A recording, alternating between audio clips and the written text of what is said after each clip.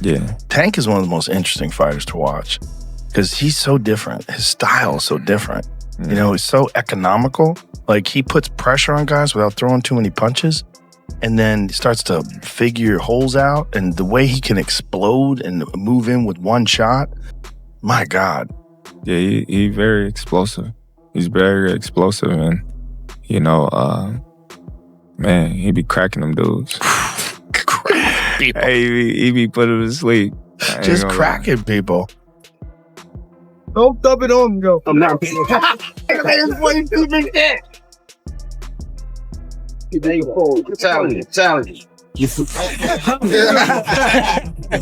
Well, you get this one. When Joe Rogan saw Gervonta Tank Davis's new bulked up physique ahead of the Jake Paul fight, you could almost hear that signature Rogan tone kick and half amazed, half breaking it down like a science experiment. I'm a giant Gervonta fan. I think that guy's so unusual. Yeah. His style's so unusual, and it's like patience. Yes. Yeah. He finds these openings and he sees them, but he doesn't go after them right away.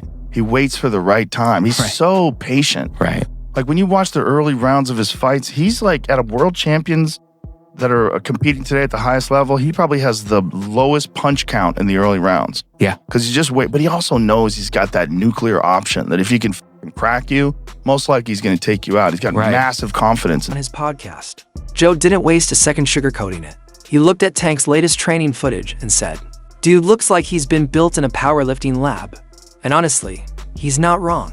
Tank's shoulders are massive, his traps sit high like a bull ready to charge, and his entire frame looks far thicker than it did before the Ryan Garcia fight. Rogan broke it all down in classic Joe fashion, analyzing how the extra mass could boost Tank's explosiveness, improve his punch velocity, and even increase his... It's interesting, right? Like, you don't know whether someone's ever going to be able to figure that out or whether or not he's just going to keep cracking people. Yeah. You know, so it's part of the fun of watching it. I've talked to a lot of like real boxing purists. It's like, you can't rely on that style. Right. He's got to be busier. When he gets to the best guys, it's not going to work out. Like, well, we'll see. Yeah. We'll see, because there's so many good guys. Real headline came when Joe compared Tank to a mini Mike Tyson, with modern training science saying he's not just built to box, he's built to detonate. Rogan even threw a playful jab at Jake Paul, joking, "If Jake thinks this version of Tank is coming in for a points win, he's out of his mind. That dude's coming to end it early." You could tell Rogan respects the grind.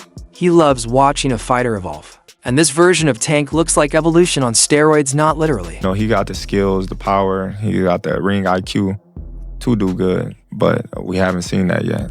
Yeah, he's also wild. He's a wild fella, so he's fun to watch. You know, he's just a crazy dude. You know? Yeah, coming from Baltimore, man, I think that's just his upbringing as well. You know, product of his own environment. Yes, for sure. He's just so unique in his approach. Like, you know, he doesn't fight like anybody. After Rogan's explosive take, Wade Plemons jumped in with his own breakdown, and things got even juicier. These guys aren't just hyping a fight, they're decoding a game plan. Calvin Ford, Tank's longtime trainer, is in the corner like a mad scientist with a clipboard, analyzing every Jake Paul habit and vulnerability. This isn't casual sparring, this is surgical preparation. Tank's not just sharpening his fist. Least serious you take Jake, and I've said this about everybody fought him. The ones that don't take him serious, the ones that say he's a YouTuber and everything else, they end up losing, or they end up looking like, oh, wait a second, this guy was a little better than I thought. They end up getting taken by surprise, or actually sometimes losing because they don't realize that Jake actually takes it serious. So it's good to hear. Just already right off the rip, they were already doing something. Surprise. So tell me, you know, when did you hear about this? They've been going back and forth for years, Tank and Jake. They've been going at it for years, and it would have happened sooner, you know what I'm saying? But we have hiccups. And when I say Tank is targeting the body relentlessly, I don't mean light work, I mean breaking Jake down like a Thanksgiving turkey, making every step forward feel like he's walking through quicksand. What's wild is how calculated it all is. Tank's not just bigger, faster, stronger, he's smarter. Ford's coaching isn't about wild knockouts.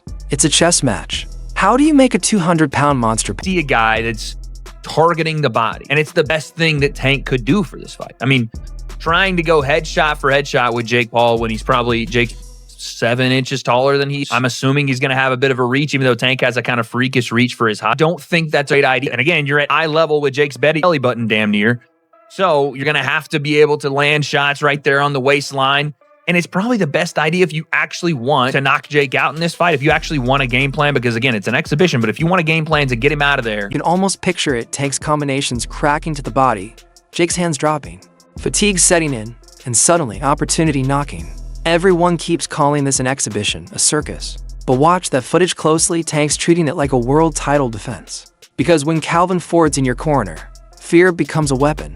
This isn't Tank showing off for Netflix. This is ridiculously hard for Tank to actually knock Jake out. I'm just, that's like 70-pound difference, 60-pound difference. That means something. And Jake's not some guy that's never thrown punches. He's a relative novice when it comes to, skill level that Tank has, but still, to protect himself. And again, his body structure allows for some mistakes to happen that he wouldn't have to pay for like he would if he was 135 pounds. Point being, I would be impressed, if Tank knocked him out cold or dropped him with some, hurt. Just when Calvin Ford's honesty had fans buzzing, Lamont Roach Sr. jumped in and threw business bombs instead of punches. He straight up accused Tank of skipping the rematch and running to Netflix, saying, forget honor, he's chasing algorithms.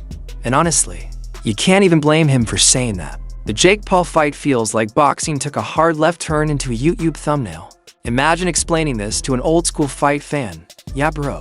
Tank Davis is fighting the guy. It's not good. It's not good for the sport. A lot of people say, oh, money this and money that, but you got to do business the right way. You know what I'm saying? You got guys on that other side, especially fighters that take time out of their life, train, get their coaches and sparring partners. They go their best a lot of times in their career.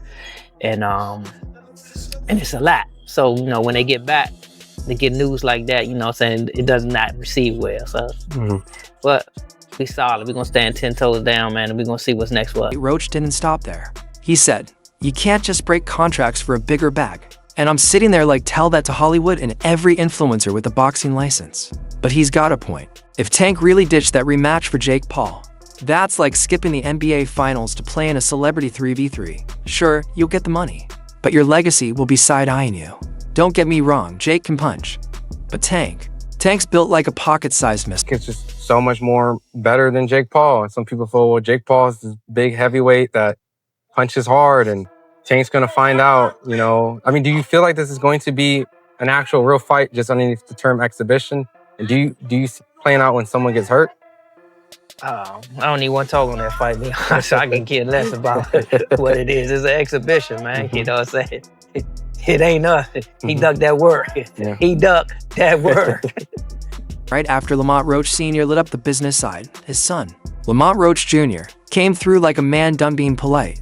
He said exactly what everyone's been whispering. Tank didn't just dodge a rematch. He swerved straight into the Jake Paul circus. And he said it with venom and humor. Imagine training your whole life for a title shot, he said, only for the guy who beat you to jump into an influencer brawl, where the biggest debate is glove size. Rematch fight versus Gervonta after this fight? Who knows? He said he's retiring. I believe him. Honestly, I think he's scared. So if he's going to retire, I believe he's going to retire. You think you'll retire after the exhibition match? I think so. Why do you say that? Because he gets scared. In Gervonta fight, the weight, the ounces on the gloves, 12 ounce, and then, Calvin was asking to get the 10s. What do you think about that? And people who don't understand that. I'm not worried about that. I'm not worried about their fight per se. I don't care. Both risking everything that defines them. When those gloves touch, it won't just be a fight, it'll be the moment boxing finds out if authenticity still beats algorithm. Because either Tank's about to remind the internet what real power looks like, or Jake's about to pull off the biggest plot twist since McGregor versus Mayweather. But what do you think? Will Tank drop Jake faster than hotel Wi-Fi? Or is Jake actually built to survive that Baltimore smoke? Drop your thoughts below. Debate it, roast it, defend it, and don't forget to like, share, and subscribe to Boxing Blaster, the home of real talk, wild takes, and zero filters. See you in the next one.